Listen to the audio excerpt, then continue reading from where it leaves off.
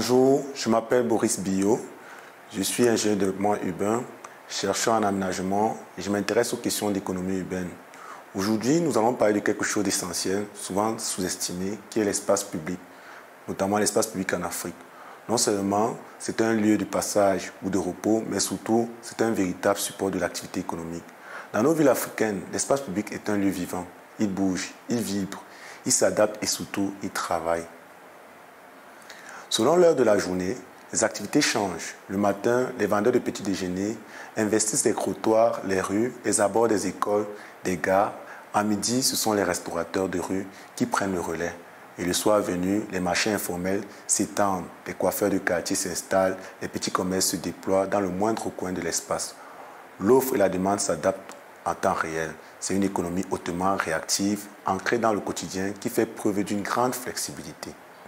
Du vendeur de fruits à la couturière de rue, en passant par les opérateurs de téléphone, les artistes urbains, les coiffeurs, les livreurs en moto, les mototaximans, les mécaniciens informels, les vendeurs de roues, l'espace public devient une gigantesque plateforme d'activité économique.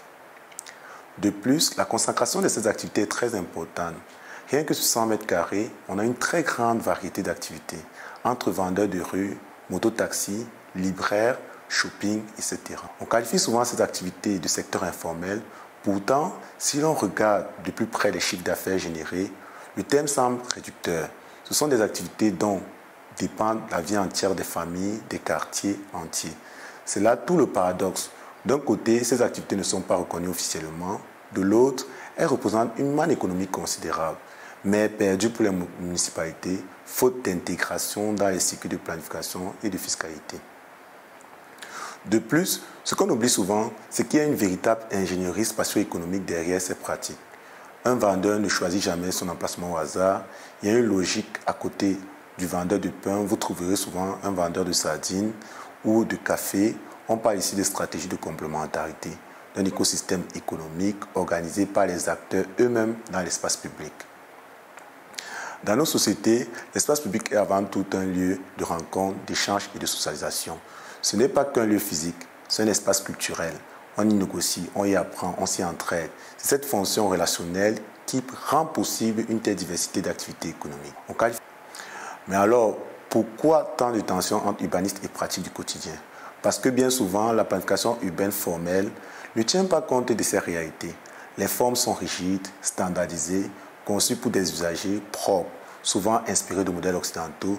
Mais les habitants, eux, utilisent l'espace avec créativité selon des logiques de suivi économique, de solidarité sociale et aussi de proximité.